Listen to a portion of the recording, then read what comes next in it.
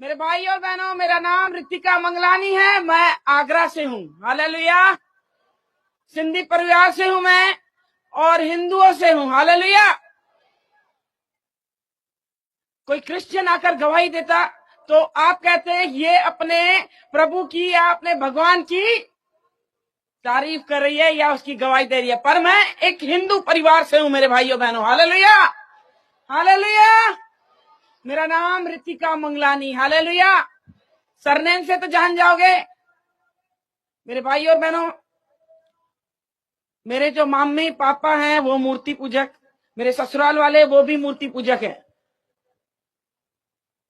मैं अपनी गवाही देने से पहले एक छोटी सी प्रार्थना करना चाहती हूँ।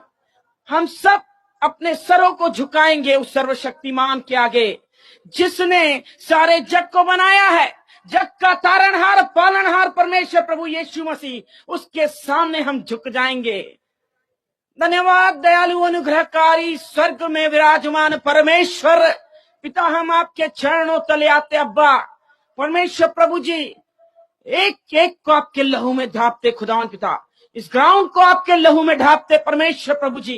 खुदावन परमेश्वर प्रभु, एक एक पे आपके अनुग्रहकारी बलवंत हाथ आने पाए मेरे परमेश्वर। एक एक को आप छुइए मेरे पिता। पाक रूह तू कब्जा ले ले रब्बी। अब्बा तू तरा मेरे परमेश्वर प्रभु जी। खुदावन जब ये गवाही बांटी जाए मेरे प्रभु, अब्बा सबके हृदय खुदावन तू छेद दे खुदावन पिता। हर एक घुटना टिके, हर एक जबान अंगीकार करे यीशु मसीह परमेश्वर है। दयालु सामर्थी परमेश्वर प्रभु, जिस रीति से मेरे जीवन में आपने काम किया मेरे प्रभु, हर एक के मेरे पिता जीवन में आप काम कर लो प्रभु जी। हे महाप्रतापी राजाओं के राजा परमेश्वर प्रभु जी, मुझ पे कब्जा ले अब्बा, मुझ पे कब्जा ले अब्बा परमेश्वर प्रभु। देह तो मेरी पर बोलने वाले ओ परमेश्वर अब्बा आप होने पाओ मेरे पिता। ओ परमेश्वर प्रभु अब्बा, जब आप बोलते हो खुदावन, ये धरती थरथराती है खुदावन पिता। ओ महान परमेश्वर प्रभु, एक आग सी लग जाए, एक आग सी लग जाए मेरे परमेश्वर प्रभु। हे खुदावन तू बोल, अब बातचीत कर। ओ परमेश्वर हे यहोवा तू बोल, आज तेरे दास दासी सुनते हैं खुदावन परमेश्वर। हे दयालु सामर्थी परमेश्वर, एक एक को आपके हाथों में देते हैं, नासरी यीशु के नाम से मांगते हैं, आमीन। हालेलुया। हालेलुया। हालेलुया। मैं यीशु की दीवानी हूँ। हालेलुया। क्योंकि मुझे यीशु से प्यार हो गया। हालेलुया। मेरे भाई और बहनों, हम परमेश्वर को नहीं जानते थे, हम प्रभु को नहीं जानते थे, पर परमेश्वर हमको जानता था। हालेलुया। हालेलुया। बचपन से ही मैं बिजनेस में थी, शुरू से बचपन से ही मैंने बिजनेस किया हुआ है। और जब मैं शादी करके गई हूं तो एक महायाजक के परिवार में, सबसे बड़े महायाजकों में नाम आता है डॉक्टर शंकर नाथ पीर योगी। नाथबंद के सबसे बड़े महायोगी वही हैं, उनकी मैं छोटी बहू हूं। हालेलुया। आज परमेश्वर की महिमा में पाई जाती हूँ। हालेलुया। आज परमेश्वर की करुणा में मैं पाई जाती हूँ। हालेलुया। सचमुच वो असंभव को संभव करने वाला परमेश्वर है।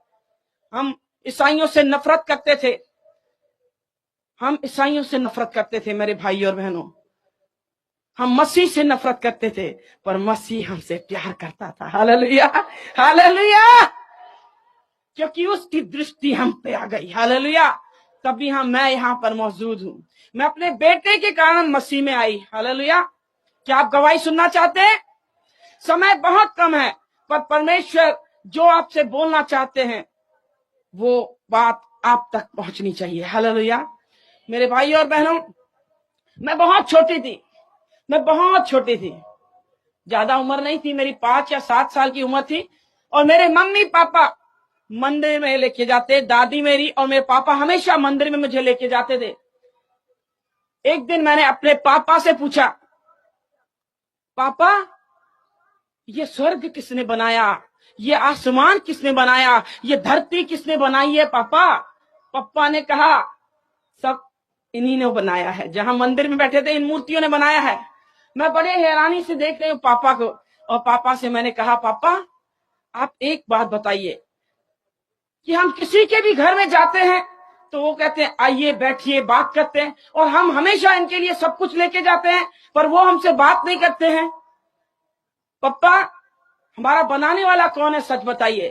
फिर पप्पा ने कहा हमारा बनाने वाला यही मूर्तियां हैं। मैंने कहा नहीं पप्पा, पप्पा अगर हम जिंदा है तो हमारे बनाने वाला भी जिंदा होना चाहिए। Hallelujah, hallelujah. छोटी उम्र में मैंने बोला था, मेरे पापा ने कहा अब भी यहां से भाग, तेरी टांगे तोड़ दूंगा मैं, आइंदा मंदिर में मत आना। हालेलुया। बचपन से मेरी खोज थी, मुझे मेरा बनाने वाला कौन है। Hallelujah, hallelujah. ये छोटा सा सवाल परमेश्वर में आने के बाद मुझे मिल गया। हालेलुया। मेरे भाई और बहनों, हम मूर्ति पूजक, मूर्तियों की पूजा करते, और महायाजक की बहू तो मैंने सारी गतिविधियां निभाई। आगरा के महायाजक हैं, सबसे बड़े महायाजकों में नाम आता है मेरे ससुर का।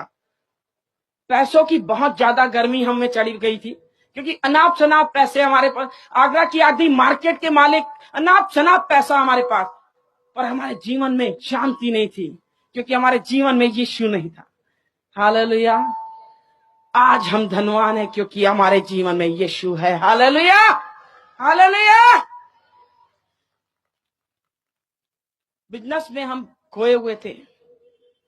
मैं 8 साल तक मैं अपने परिवार में गई नहीं। जैसे ही शादी करके आई हूं, मैं अपने परिवार में नहीं गई मेरे भाई और बहनों, क्योंकि मेरा माई बाप पैसा, जो हकीकत है वो हकीकत है। मैं आपके सामने रखना चाहती हूं, मुझे कोई शर्म नहीं, घमंड और अहंकार मेरी पहचान थी कि मेरे सामने कोई खड़े नहीं हो सकता। हमारे परिवार की यह पहचान थी कि सबसे बड़े धर्मी हम हैं। बहुत ज्यादा घमंड था पैसों पे, किसी को रथों पे, किसी को घोड़ों पे, मुझे अपने नोटों की गड्डियों पे। हालेलुया। मेरे भाई और बहनों, ये पैसे की गर्मी पूरी उतार दी प्रभु ने। 8 साल तक मैं मैके नहीं गई, पर एक दिन मेरे पापा की मैंने लाश देखी सपने में कि मेरे पापा मर गए। और जो मेरे बड़े महायाजक जो ससुर जी हैं, उनका नाम गुरुजी के नाम से फेमस है। अगर आप पता लगाना चाहते हो तो आप पता लगा सकते हैं, सिर्फ गुरुजी के नाम से पहचाने जाते हैं। और मैंने गुरुजी से कहा, गुरुजी मुझे अपने माँ बाप के घर जाना है। तब गुरुजी ने कहा ठीक है आप जाइए। 8 दिन की छुट्टी दी और मैं रवाना हुई। और जब दुर्ग भिलाई सुना है आपने, रायपुर, वहां पर मेरे मैके, मैं वहां रवाना हुई। और मैं जब गई, मेरा बेटा 8 साल का है, दोनों माँ बेटे हम गए थे। जब हम गए तो मेरी बहन किरण फिलिप अमेरिका में रहती है, उनकी भी पंजाबी चर्च है, वो भी इत्तेफाक से आई हुई थी। उसने एक क्रिश्चियन लड़के से शादी की, तभी हम उससे नफरत करते थे, पर वो आई हुई थी, फिर भी हमने उसे गले लगाया। पर हमने शिकंजा कस रखा था कि किसी भी रीति से इसको वापस अपने धर्म में लेके आना है। वो बार बार कोशिश करती थी कि मैं वचन बोलूं, हम उसकी बोलती बंद कर देते थे कि क्या वचन सुनाएगी। हम बताते हैं हम महायाजक की बहू हैं, कौन सा शास्त्र तुझे चाहिए। वो चुपचाप रह गई, उसे मौका ही नहीं दिया।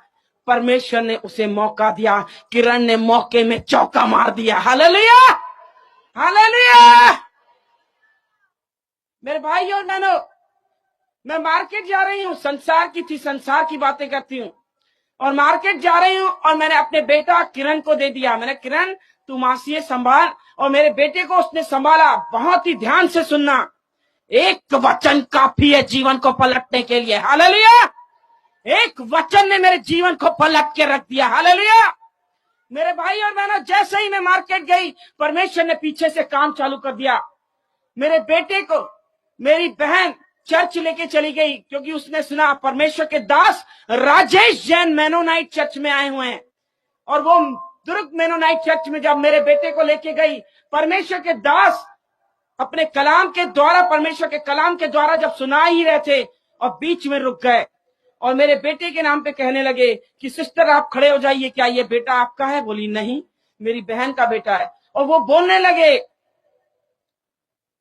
ये बच्चा साधारण नहीं है, ये तो शमूएल बालक के समान भविष्यवक्ता होगा। हालेलुया। किरण आत्मा से भरी हुई। आपकी जानकारी के लिए बता दूं, मेरे बेटा हुआ, जो बेटा था वो मंदिर में दिया हुआ दान है। जब हमारा एक बच्चा, जो बेटा पैदा होता है, पहला बेटा, हम मंदिर में दान देते हैं। उसका राज तिलक नहीं हुआ था, राज अभिषेक नहीं हुआ था, पर हमने मंदिर में दिया हुआ है। अब साधारण तो था ही नहीं ना, ये नाथ पंथ की सीट का वारिस था। परमेश्वर की योजना अलग है, परमेश्वर की योजनाएं अलग है। इंसान की जब सोच खत्म हो जाती है, परमेश्वर का काम चालू हो जाता है। हालेलुया। मेरे भाई और बहनों, और वो आत्मा से भरी हुई मेरे पास आई और कहने लगी, दीदी आप बहुत खुशनसीब हो। मैं तो घमंडी और अहंकारी, अपने पैसे पे गुरूर था मुझे, अपनी औलाद पे मुझे गुरूर था। कभी भी दोनों चीजों पे आप घमंड मत करना, एक औलाद पे और दूसरा पैसे पे, ये दोनों चीजें ऐसे निकल जाती हैं, मालूम ही नहीं पड़ता। मैंने दोनों चीजों पे घमंड किया था। और किरण को मैंने जब बोला, क्यों कह रही है तुम खुशनसीब हो, वो बोली कि दीदी इसीलिए खुशनसीब हो आप, क्योंकि आपका बेटा आगे चलकर शमूएल बालक के समान भविष्यवक्ता होगा, ये तो यीशु का चेला होगा। मेरे पैरों तले धरती खिसक गई।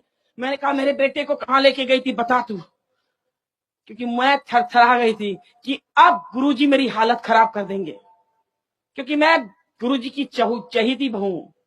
मुझे बेटियों के समान पाला है उन्होंने, और मुझ पे बहुत विश्वास करते हैं। मैं एकदम थरथरा गई। और किरण ने जब मुझे बोला तो मुझे बता रही है, मैं चर्च लेके गई थी और मैंने रोना पीटना चालू किया। मेरे घर को बर्बाद करने वाली ये किरण है, मेरे घर में आग लगा दी।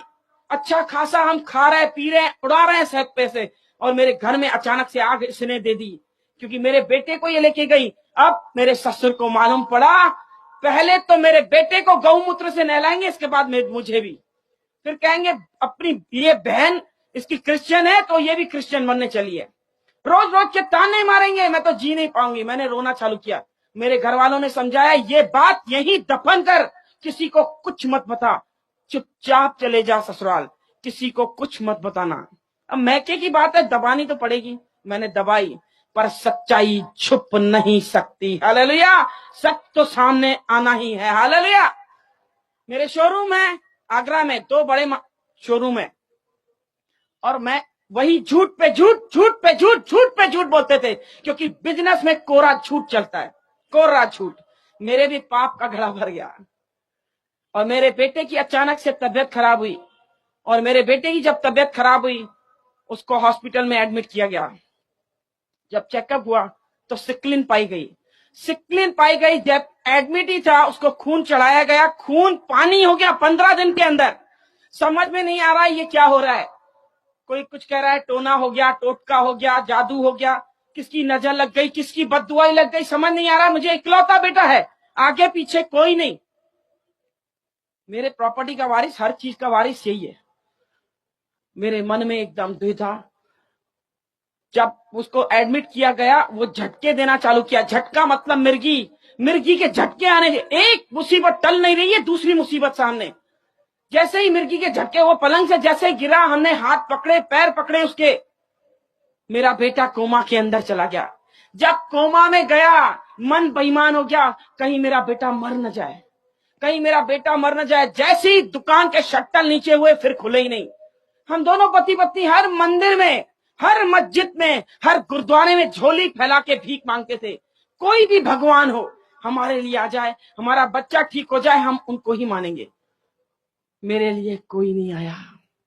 मेरे लिए हर दरवाजा बंद हो गया, हर दरवाजे पे भीख मांगी, कोई नहीं आया। मेरे बेटा ऐसे बेहोश पड़ा हुआ है, आईसीयू में वेंटिलेटर पे ऐसे पड़ा हुआ है। मेरे हस्बैंड जैसे बाहर निकले आईसीयू से, और मैं अंदर जैसे गई हूं, मेरा बेटा ऐसे ऐसे उंगली कुछ ना, होश नहीं ला सके, एक उंगली हिलाने के लायक नहीं, वो ऐसे मुर्दों के समान पड़ा। जैसे ही मैंने गर्दन ऐसे की, नैपकिन मैंने गीला किया, मैंने मुंह पोछू, जैसे ही मैंने गर्दन ऐसे की, पूरा खून खून खून, कान से ऐसे खून बहते जा रहा है, पूरी चादर खून। सामने डॉक्टर थे, नर्स थे, आए दौड़ते। मैंने बताया कि खून खून है। जैसे ही यहाँ का खून बंद करने की कोशिश की, तो नाक से खून बहना चालू हो गया। दोनों धाराएं ऐसे बह रही हैं। समझ में आ गया कि अनर्थ होने वाला है। अब तो बस गए हम, मेरा बेटा हाथों से निकल जाएगा। डॉक्टर ने उनकी पूरी कोशिश की। इन लोगों ने, जो मेरे बड़े वाले जेठ हैं, वो भी बच्चों के डॉक्टर हैं, बच्चों के स्पेशलिस्ट हैं। काउंसलिंग में बड़े वाले भैया को बुलाए गए, और डॉक्टर साहब हैं वो, उनको बोला गया कि ये बच्चे का ब्रेन खत्म हो गया है, ब्रेन डैमेज हो गया है इसका। भैया ने मुझे कुछ नहीं बताया।